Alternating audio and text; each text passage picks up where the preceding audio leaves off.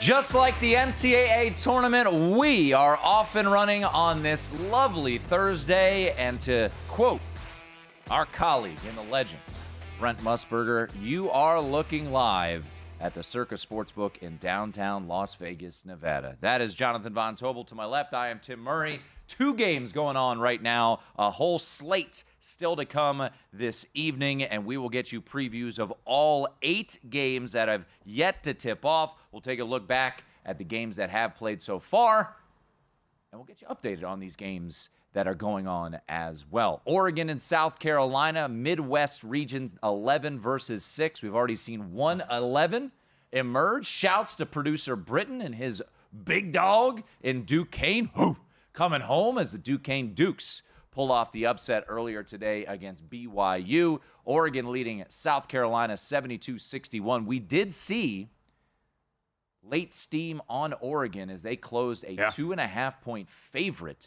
in this game. So we will see if that steam is accurate. The other game going on right now is Nevada and Dayton. Colby Dant of the Sports Gambling Podcast was in our studio last night. His favorite play was the Wolf Space Pack of Nevada, and right now they lead by 11. So a lot to get to, JVT. 6 games already in the books. We have seen favorites separate themselves. Illinois versus Morehead State, Creighton versus Akron, North Carolina, Wagner, Arizona, Long Beach State. But we have seen one dog in Duquesne as a 9.5-point underdog get the outright win over BYU. Takeaway, thoughts of the first 6 games that we saw earlier today as we spin those forward. I mean, I think with the Duquesne and BYU, we hit on this a little bit yesterday. This is what you kind of get when you look at teams that are of BYU's ilk, right? It's a lot of three-point shooting. It's some high tempo, but there's a lot of variance there when it comes to a team like BYU. And if they would have come out and shot lights out, probably go on to win this game. But they were 8 of 24 from beyond the arc, 38% from the floor.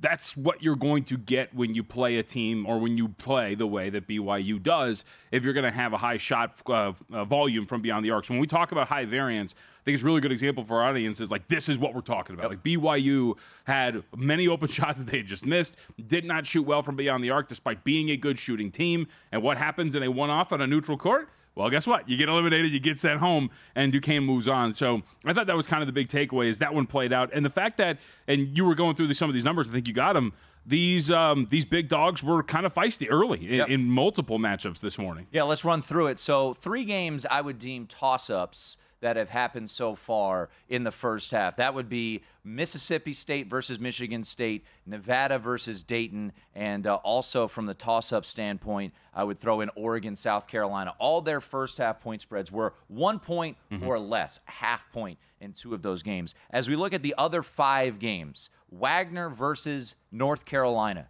That spread was 14.5 in the first half. North Carolina led 40-28. Wagner cover. Did they cover the full game? No. Akron plus 6.5 against Creighton. Halftime score, 39-34. Akron cover. Full game, Creighton covers, 77-60. Duquesne plus 5 first half. They actually led at the break, 38-30. They would go on to beat BYU as we started the show. Morehead State plus 6 at the first half against Illinois. They trailed 39-38, actually had a 45-43 lead. What we've seen from Illinois and what we talked about a lot on the show, what this team is capable of is running away and hiding, and that's what they did in an 85-69 victory. And then Long Beach State was catching 12 in the first half in that 15-2 matchup against Arizona. They only trailed 41-35 to Arizona. They would go on to lose by 20, depending on when you got that number. Producer Britton, shouts to him, as I'm going to try to mush the hell out of him on his competition and confidence plays. But he had that play as he had 20.5, closed 20, and that's where the number landed. So, you know, it's always one of those things, JVT, when we're trying to bet this unpredictable tournament each and every year. And we love it. It's frustrating at times, especially if, I don't know, you had Morehead State or Akron today, and Creighton goes 10 of 16 from 3, and Akron misses a ton of open looks. I'm very curious to see what shot quality spits out for their final score in that particular game. But do you take anything away from the bigger dogs being competitive in the first half. Would you say this is more of the angle folks should look when you're looking to back a dog? Because last night I went on with Matt Humans in the Circa College Hoops contest, and I took Akron, and I took Morehead State. We talked about them on this show. Those two teams covered the first half. They did not cover the full game. Small sample size, just kind of a randomness? Or do you think there's something about these dogs being feistier in the first half and then fading as the game goes on? I mean, it's probably a little bit of both, right? It's just when you're such big favorites. I mean, think about some of the teams we're talking about, too. When we're talking about some of these really big spreads, you're going to lay pretty big numbers in the first half as well. And you only have a half, right? You don't have literally half as many possessions. So while the number is tuned to that, it's just hard to build a lean and maintain it over the course of a smaller sample size. That's why I don't think it's a shock, right, that you don't cover the first half, but a lot of these teams cover the second half because you get more possessions and more time to build out your lead. So I think there's part of that. I think narratively, anecdotally, there's probably something to, hey, man, like, we're Akron, we're the Zips, and we just won the MAC, but now we get this big boy in Creighton who many believe could be, like, let's go give it our best shot here. And so something like that is probably transpiring as well. I think all of those things are kind of coming together to create this. So as you move forward, would I blindly bet some of these big dogs in this first half, right? Am I running back the Peacocks to St. Peter's later today in the first half against Tennessee because of what we saw? No, I wouldn't really do it, but do I understand if you wanted to go in and back them because they're a 21.5-point underdog for the game and you're catching a lot of points in the first half and it's a smaller sample size and they could come out fired up? I totally could understand it. We still have 8 games to get to tonight. The first one won't start until later on this hour, so we're going to have plenty of time to break down these games on the show and give out our best bets here on VSiN. For those of you joining us, you could catch us on YouTube for the first hour for free, youtube.com/VSiN Live. You can stream us there as we give out our best bets. Looking at the scheduled tip times still to come. Later on this hour, 6:50 Eastern, Colorado State and Texas. We've seen a little bit of money come in on the Longhorns as this number has bumped out to 3. I think it opened 3, got bet down, and now we've seen that buyback here on the Longhorns, a total of 143.5. The game that will follow that in Charlotte, St. Peter's and Tennessee. That game not scheduled to tip off till around 9:20 or so Eastern time, and Tennessee is a 22 or 22.5 point favorite. Coming up in the 7 o'clock Eastern hour, we've got Kentucky against Oakland. You can get a 13.5 out there if you do like the dog. If you like the favorite, plenty of 13s out there. I know JVT's got an angle on this game to look at the dog. Then late night in Pittsburgh, Texas Tech and NC State. This number has moved a little bit. Got as high as 5.5, but is pretty much it's been steady at 5, the Red Raiders and the Wolfpack. At 7:35 in Omaha, we've got Iowa State laying 16 against South Dakota State. That game, JVT's got a thought on. Then late night in that one in Omaha is a game that I am very much looking forward to as Drake will take on Washington State, and that line sitting at 1. And then the final region to get underway tonight, 7:25 Eastern start. You have the Zags of Gonzaga now out to a 7-point favorite. So the market betting the Zags against McNeese State. And Kansas, I see DraftKings just went out to an 8 against Samford. Kevin McCullough, of course, as many of you know. If you don't know, he is out, leading scorer for Kansas. Bill Self went to social media today to defend his comments and how he was portrayed when he talked about Kevin McCullough being out. So we're going to get into all those games real quickly. I do want to point this out, and we can hit on the games tomorrow as well. But we have early lines for second-round matchups. Illinois, Duquesne. You want to do a little guess the line, or have you looked? No, I haven't. Illinois, Duquesne. What? So they were catching 7 against BYU, 6.5.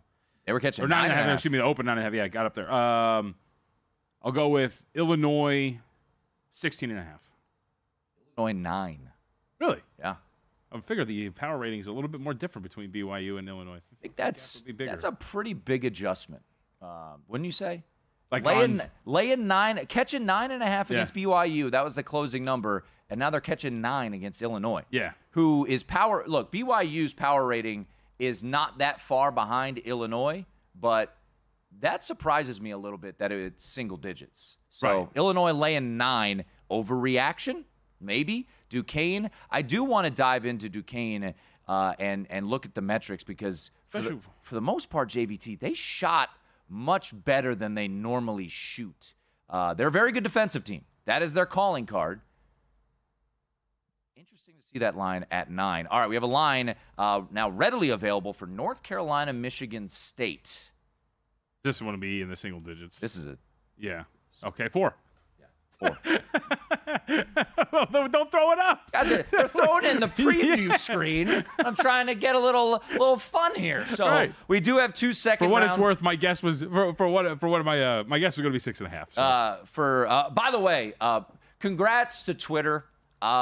You never disappoint, because as soon as Michigan State won that game, well, can't bet against Izzo. Can't bet against Izzo. I can envision John Rothstein wherever he was watching these games, just waiting to type out the tweet. January, February, Izzo, April. I'm gonna make a joke, but I can't make it on the air. Look, money line. Are we so right? January, February, Izzo. Let's go. Money line plus 154. That's how this works, right? I'm actually a little intrigued by the dog in this spot. Michigan State catching 4 what? Against North Carolina. You can't do that. I was on Mississippi State. Like a dope. Oregon leads by 13 with 2 minutes to go. Nevada up 13 as well. We'll dive into tonight's card on the other side of the break. Join us on YouTube, youtube.com/VSiN Live.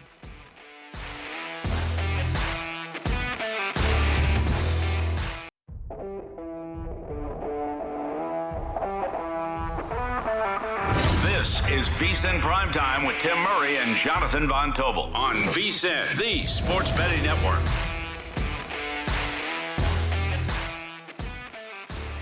Our March Mania betting guide's out, folks. Check it out. Get ready for tomorrow. It's got first-round game previews, brackets from all of us here at VSiN, and NCAA tournament betting trends. Those are useful throughout. Check it out now.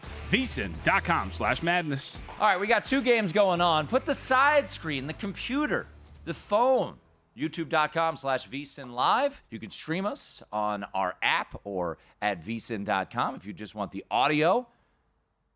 Keep us part of your evening as we get you ready for the evening slate of games. We will keep you updated on the 2 games that are currently going on. Oregon leads South Carolina 79-68. The late steam was on the Ducks, quack, quack. And Nevada leads 49-35 as the Mountain West looking for their second victory of the NCAA tournament. Over-under at Circa prior to the first 4, JVT, was 4.5. And they already have 1 with Colorado State. Could they get another one later on tonight? We will see. But 49-35 is the score there. So we do have early lines for the second round. We will dive into these games. Interesting to note, we talked about that Illinois-Duquesne line opening 9. Too short. Early Duquesne money. Down to 8.5. That's interesting, too, because the way that Duquesne won, right, which is, I mean, BYU shot like crap. Yeah. I didn't watch a whole bunch of like contested tight windows. And like, it's just me. It was my eyes, so maybe I could have been wrong. Do I think BYU should have covered? No, probably not. They weren't really deserving of it. They needed to go, I think, to the interior a little bit more. Shocking how successful they were when they actually went inside consistently. But I thought the way they won was more about some good luck when it came to the variance of the shooting of your opponent. So kind of surprising here to see, especially after that second half where Illinois really ran away with it against Morehead State, that this is the case. So, Illinois circled. Duquesne shot better than what they normally shoot from 3. They were 7 of 18 from 3, which is around 39%. As for the season, they shoot 34% from 3, and they were 50% from inside the arc, which is about on par of what they do. As for BYU, maybe LeBron's going to play. Did tweet about him today. Eddie gave him shoes. Maybe it's the shoes. Keith Dambrot. You pronounce the T. But that was a nice win for the Dukes. And we will see. I don't know if you heard this, JVT. The 11's the new 12. Really? That was the saying this week. Let me ask you something. Okay. Silly thinking kind of bugs me a little bit. And I feel like you're going to hear this. I think we hear it every year, but I could be wrong. There are no letdowns in the NCAA tournament. So, like teams like Duquesne or anybody who pulls off an upset, I just want to say I don't think they're going to be let down after a day of rest because they're playing for a national championship. I feel like you might hear it, So I wanted to bring that up to you because I know you're very situational, but I feel like you can just kind of eliminate that from the line of thinking. So I agree. There is no letdown. However, I think when I talk about letdown spots, college football, college basketball, there is certainly a letdown mentality of you've got an inferior opponent and you're not giving it 100%. Sure. But there also is, I think, another way to phrase letdown is overvalued, right? Okay, we just saw them do this, and now we're going to back them again. 100%. So that's what I think Duquesne could be. Now, could Duquesne stay within the number? Of course, as we continue to talk about this tournament. And I remember going back to the Sweet 16 2 years ago when St. Peter's played Purdue, and we had all week to love us some St. Peter's Peacocks. Oh, this team is the first 15 ever. No, it was the second 15 ever to make it to the Sweet 16. Everybody and their mother wanted them to win. My mom did too. I think my mom was in on them as well. So I laid it with Purdue. What happened? St. Peter's won the game. It happens. So Illinois was a team that you and I felt like, JVT, coming in, we're looking to, I don't know if fade's the right word. I bet Morehead State today, and I felt good about it until I didn't. Mm-hmm. But I do wonder if the market's going to bet Duquesne, we're going to have to come in on Illinois. A lot of the time, and I don't have the metrics in front of me. I need to find them, and we could dive into this more specifically because this game doesn't take place till Saturday, so maybe tomorrow we could talk about it. But you see it so often where you get the big upset. Now you've got the storyline of Keith Dambrot, win one for coach. LeBron James, tweeting about him. At some point, this ride's going to end. I hate to be that guy, but it's going to happen. It always happens. Yeah, and I'd also add in really quickly to the point about like going against Illinois. I didn't come into it like, all right, I'm looking to fade Illinois. I wanted to go against Illinois in matchups in which they were playing offensively efficient opponents who they were going to have trouble maintaining leads against, right? I mean, we've seen that a lot. I don't think Duquesne fits that profile. Duquesne's a pretty slow team, like Morehead State was, but they're nowhere near the efficient offense that Morehead State was, especially in conference play. Duquesne averaged a point per possession in conference play. Generally, when you get to this point, at least you should have a pretty above-average offensive rating when you play against like-minded opponents, but that wasn't the case. So I don't even think Duquesne kind of checks the boxes of a team that you would really want to back. I thought Morehead State did. So I'm with you. Like we use them for the big dog. And they did for right. 24 minutes. Right. They exactly. had a lead, and then I was listening to the game driving in, and just like that. It's hilarious. Now, 2 straight games I have bet against Illinois. The Big Ten Championship, I took the points with Wisconsin, and today I took the points with Morehead State. And both times I was listening on the radio on my drive in and heard leads go away just like that. And Illinois is completely capable of that. I texted you earlier today. I'm like, they have no answer for Terrence Shannon. Yeah. And guess what? Dane Danger was an absolute force in this. He didn't miss. He went 9-9 from the field. Illinois is deep. Brad Underwood, props to you. Finally got a cover. I know it has been kind of a fade type of coach, but early line, once again, down to 8.5. We do have a final. Oregon beats South Carolina, so Dana Altman will now be facing his former team in Creighton in the second round, and we'll get you the line when that line pops. Dana Oregon. Altman now 16-6-1 ATS in the NCAA tournament as Oregon wins 87-73. January, February, Altman. Started. I mean, it sounds like we should. He's 16-6-1 ATS. It's ridiculous. The guy's an awesome coach. Hey, we're on the board. Confidence picks. We got one, baby. All right. Oregon, come home. That was a contentious game on the confidence picks. Oh, that was. That's right. That's right. We went you head-to-head. and Britton had South Carolina. Me and Jared Smith had quack. So finally on the board after a couple of losers as Oregon does get the win and cover. We're going to get you our best bets for the evening games. JVT, I'm not sure if you have one on I got 2 for you. On the NBA as well, but we will get to college games. We've got plenty of plays for the evening slate of games here to come. But, as we continue to look at these games that unfolded. So Duquesne, Illinois, they'll play on Saturday, time TBD. We now know Oregon will play Creighton. So Oregon closed 2.5 against South Carolina, who was metrically the worst 6 seed out there. Mm-hmm. Oregon continues to rise and play better to what they were. But Creighton's a team that the metrics really like. They closed today, 12 against Akron? 11.5. Looks like some money came in on Akron. Market moved against them. Market did move against them. Factor that in. I think we're looking at Creighton. I'll say Creighton 4. That'll be my guess. Creighton 4 would be my prediction on what the line will pop when that comes out. Oh, producer Britton just said 6. So, by the way, I'll say 5, 7. Okay. Wow. JVT 7, Britton 6. By the way, Britton noted Creighton hater. I got burned going against Creighton, and I'm very curious to see the shot quality score of that game. And look, Creighton is a tremendous offensive team. They're elite inside the arc. They are very good at shooting threes. But tonight, or this afternoon, I should say, it felt like they were on another level from an offensive standpoint. From 3, they were 10 of 17. I think they missed a late 3 in that game. I think they were 10 of 16 at one point. They were on par where they are normally inside the arc. And we do have a line. What is it? JVT 7. Wow, that's a big number. Creighton -7. I'm sure it'll come down. I would say money will come in on Oregon. Yeah, Oregon also, I think the market, especially after a day like today, because the market moved in their direction late, like you said. Altman is now fulfilling the prophecy of Dana Altman in the NCAA tournament. Thank you, Coach. That'll be worth a bump as well, I'm sure. I won't go winless this NCAA tournament. There you go.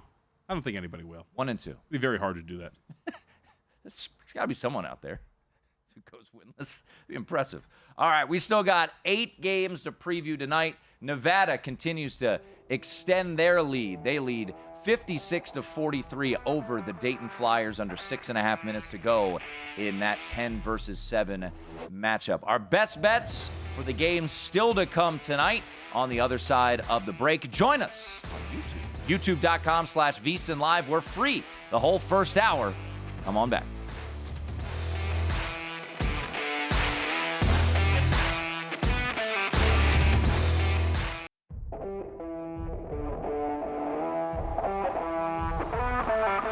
This is VSiN Primetime with Tim Murray and Jonathan Von Tobel on VSiN, the Sports Betting Network.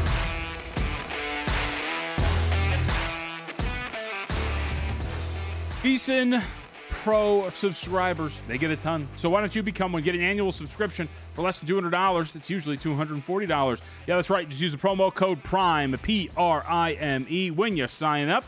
You get daily best bets, betting splits, courtesy of DraftKings. March Media betting guides out, of course. You can get ready for Friday, and still plenty of trends for the entire tournament in there, too. Sign up today, VSiN.com/subscribe. That's VSIN.com/subscribe.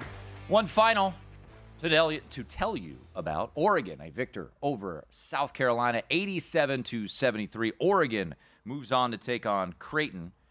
Early line at DraftKings Sportsbook, Creighton -7 against the Oregon Ducks. This is going to make producer Britton mad. The Dana Altman revenge game. It's not really. Vengeance. He left on his own. What are you talking about? They ousted him. He left on his own accord, and he went to Oregon because it was a better job. But Dana Altman now 16-6-1 ATS. Speaking of that Oregon-South Carolina. It's in the NCAA tournament NCAA overall, tournament, okay, yes. Right. Speaking of that Oregon-South Carolina game, our condolences to anyone who had the first half under. Yeah. Total 62-62.5. Full 3/4 court heave banked in as time expired to make it 34-29.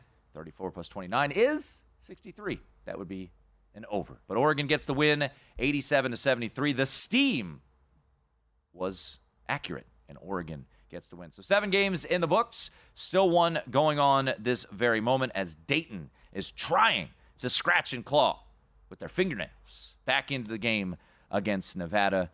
Nevada up by 10 at the under 8 media timeout. It's like 5:40 to go. All right, JVT, we got 8 games still to go tonight. We're going to break these puppies down every which way, but let's start with best bets. What do you got on the board? I know a lot of our best bets have already been handed out, but we might have a new audience right now. So what are you betting tonight at the current price? All right, Colorado State +3. That's going to get started here in the next 8 minutes or so. So let's go. Roll with the Rams. Now, hopefully, this premonition will come to fruition. But the thought, of course, being that maybe the Mountain West is a little undervalued here. They were very, very good in the game against Virginia on both ends. I really want to stress how good they were on the offensive end. Executed very well. Averaged 1.1 points per possession against one of the best defenses in the country. And I think they've got a coaching edge. I like Nico Medved a lot, and that was an awesome game plan against that pack line defense, and he's going to have something cooking here for Rodney Terry and the Longhorns. Got a good player, of course, on the court in Isaiah Stevens, but also just a well-balanced roster with Joel Scott and Nick Clifford. So give me Colorado State in this matchup against Texas. Want some betting splits? Yeah. Go ahead. What am I sharp or am I not? You're sharp. Ooh. Sharp card. 58% of the bets at DraftKings laying the 3, but only 51% of the money, meaning more money on those bets is on Colorado State. So almost even on money, slight lean towards Texas on the ticket count. There we go. As for money line play, 48% of the money line tickets on the Rams, but 65% of the money on the Rams. That is your official play. Yes. Unity, I will ride with you, my friend here, my co-host, my compadre, my Mountain West brother. I will ride with the Colorado State Rams with you, but that is JVT's. Well, hopefully, and hopefully my thought that the Mountain West is going to show out here holds strong because Nevada's kind of melting down.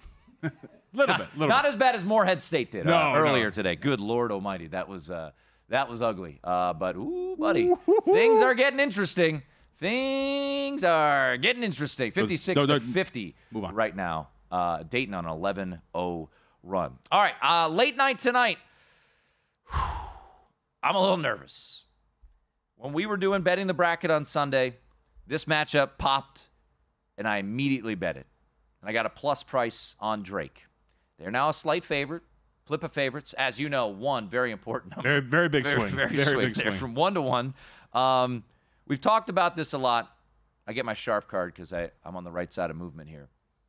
I like Drake. Now, am I worried that 80% of the bets are on Drake? Yeah, a little bit. Who cares? But the way I look at this game, I think Drake is the better team. I think they're peaking at the right time. And they're going to have the best player on the court, in my opinion, in Tucker DeVries. Tucker DeVries, coach's son, Missouri Valley, got Mountain West on the brain. Missouri Valley Conference Player of the Year. And I think Drake is able to get the best of Washington State. I said this earlier this morning when I was on with Mitch and Paul and Follow the Money. The size of Washington State does make me nervous. They are very long outside of Miles Rice, who is someone you should cheer for because he overcame cancer and is having a phenomenal freshman season. Outside of their point guard, they're very long and rangy, and they're as tough as hell. And we saw that when they played Arizona. But since that win over Arizona, this team's just 3-3. Their numbers have not been great. And I think Drake, the way they play offense, I love the fact that they did play in the NCAA tournament a year ago. Obviously, that did not end well, them blowing a 7-point lead and getting outscored 17-1 down the stretch. But this game late night in Omaha, I think they will have a pretty good contingent of fans there as well to cheer on the Drake Bulldogs, so that might be a slight little helper. But I think the Drake Bulldogs take care of business here tonight. This is a game that we've talked about a lot on this show. We talked about it immediately when this game came out. But I do like Drake tonight. If you want to go money line, lay the one, whatever you want to do. But this was one of my bets. I wrote it up for the betting guide as well. Tucker DeVries, the only player this year in Division I to average over 20 points, 6.5 rebounds, have 100 assists, 50 steals, and 50 or more threes. So I'm hoping that you're getting Drake peaking at the right time, winning a very competitive game against Indiana State in the Missouri Valley Championship. So give me Drake late night as one of my best bets. What else you got? All right, Oakland. Let's do it. Kentucky. This one comes up at about 4:15 our time. Took the points with the Golden Grizzlies. Yeah, that's right. Money, meat, mouth. That's what we're doing here. Slow pace, high frequency of 3-point attempts, leaky defense on the other end. Golden Grizzlies, plus 13. Also, no, I'm not going to call it. I can't. I was going to try to call my shot. And they win outright, Tim. Hold on. Plus 185, first to 10. Join me? Oh, let's do it, yeah. Yeah, baby. Yeah, yeah. First to 10, Oakland. There was was it Akron? I think it was Akron-Creighton today. Akron hit a 3 to get to 11 to get that. Morehead State right out of the chute. They hit bang, bang, bang. Hit 9. We're up 9-0. Got that first to 10. So let's go ahead and lock in Oakland to. Got to sweat out something. Yeah, baby, it's gonna be fun. We're gonna have a little fun, little perspiration here. We will get to all of the games still to come tonight on the other side of the break. But one final best bet for me. So we've also got some NBA stuff whenever we get to yeah, we'll get to the NBA as well. The first game that is going to start 6:50 Eastern in Charlotte, Colorado State, Texas. JVT taking the 3. I will join him. I will take the Rams as well. Don't look now. Nevada is melting down. It is a 56-53 game right now. This is Steve Alford's squad is in trouble. They're still up. They're still up by 3. Oh my gosh! Yikes!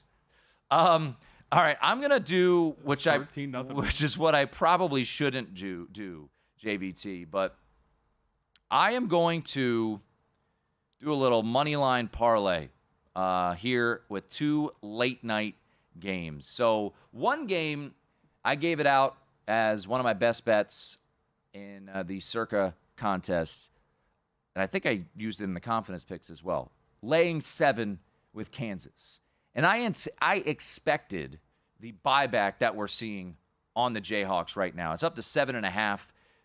You talk about trendy dogs. That's what Samford is. You know, Kansas, last time we saw him, didn't play all that well. I'm not going to read the whole statement that Bill Self put on Twitter. It's long, JVT. Read the whole thing. Come on. We got a minute before break. He said, I'm not on social media much, but since announcing Kevin would not play in the tournament, I've been told Kevin in this situation has been portrayed inaccurately. And he goes on to say he did his best. It seemed like he was not thrilled that they had to shut down Kevin McCullough. And we have a tie game. What was the score? I want to say it was 56-40, but I'll double check. Is this a 16-0 run? Might be. It's a 15 or 16-0 run. Yeah. All right. I will give you a breakdown of this bet real quickly. Kansas, I think they beat Samford. I did lay some 7. It's a 17-0 run. 17-0 run. It was 56-39. They just snapped it. Holy moly. And then I'm going against JVT, but I guess we both could win in this. What? I think Texas Tech is getting healthier. Darian Williams should play. I think Warren Washington might be on a minutes restriction. Getting healthier. Guns up. Here we go. People getting fired up in the Circa Sportsbook. Dayton is about to take the lead against Nevada. They were down 17.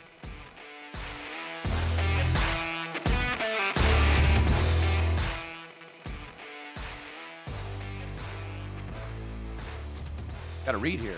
There's never been a better time to have skin in the game with DraftKings Sportsbook because right now we have a VSiN exclusive offer for new DraftKings customers. Earn a $500 bonus bet for every $1,000 you wager. You can earn up to $2,500 worth of bonus bets in your first 3 days on DraftKings. Don't wait. Download the app now. Use promo code PRIME when you sign up. Earn a $500 bonus bet for every $1,000 you wager now. We were both enamored to the screen here, so forgive us for being a little tardy coming back from break because nobody would have known. Dayton's up 61-60 against Nevada. Why does that? Okay, what does that mean? Dayton is currently on, I believe, a 22-4 run. Yeah. And Nevada just turned the ball over, and they are now going to have to foul. This is what we call a meltdown. This period is period March. Period. The Wolf Space Pack were up. Let me just double check. I think it was 56-39. 56-39. With how much left? I actually have that in front of me with 5 minutes and 7 minutes and 14 seconds left. It was 58-39. It was 58-39. Excuse me, I was underselling it. There we go. It was 58-39. At the under 8 media timeout, Nevada led by 19. And they are on the verge. Now, still one possession game of potentially blowing this game. All right, real quickly, Isaiah Stevens is on one of our screens, Colorado State legend. You are on the Rams coming up here momentarily. That's right. Colorado State +3. Execute just like you did the other day. That was awesome offensive execution. Getting to the basket at will. You didn't even need Isaiah Stevens in the game against Virginia. You might need him here against Texas. They're a pretty good team. But I'm in. I think a lot of people might have been surprised, too. Look at this and go, Texas only -3 on a neutral against Colorado State. It's a good team, man. It's a very good team. There's actually NBA talent on here, too. Don't sleep on the Colorado State Rams. I'm going to join Jonathan Von Tobel on Colorado State. A little friendship, unity. Producer Britton has done the homework, and I know a lot of people like to blindly bet the first half unders in the first round. Mm-hmm. You are losing money. They are 3-5 so far. Started 1-0. I actually think they started 2-0. Michigan State, Mississippi State went pretty comfortably under. So we got an interesting finish here. 15.5 seconds to go. Dayton up 63-60. All right, let's hit on all of the games still to come. By the way, my two best bets. Oh, JVT also on Oakland. Yes, on Oakland. Yes. My two best bets. Drake, we've talked about a lot this week. Shortest money line price that's out there if you want to lay the one. Be careful. Sometimes games do land one. And then I think Kansas is going to win tonight. And I think Texas Tech is as well. So I put them together. That's like an even money line parlay. And Nevada has officially lost. It's over. What a meltdown. Wow. Let's take a look. Meltdown. Look at the reaction in the sports book. Now, you could speak to this more than I can. You are a Las Vegas native and have worked on local radio for quite some time. Are Las Vegans happy about this result? Now, the majority of the people you saw right there, especially the one guy who took off the hat and was frustrated.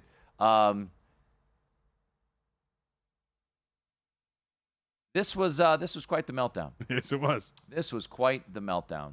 And remember, we came on the airwaves maybe puffing out the chest a little bit for the Mountain West, and this is pretty bad.